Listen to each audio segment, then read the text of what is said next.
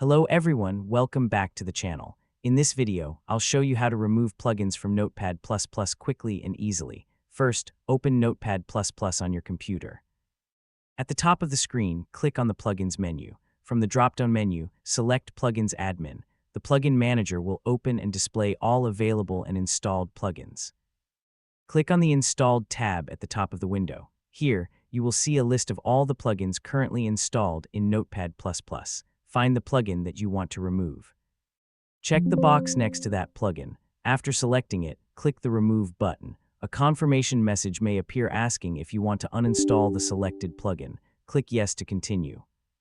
Notepad++ will automatically remove the plugin from your system. The application may restart automatically to complete the removal process. Once Notepad++ reopens, click on the Plugins menu again.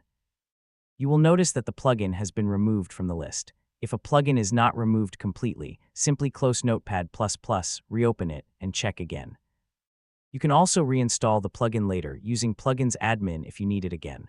Removing unused plugins can help keep Notepad++ clean, organized, and running smoothly. That's it.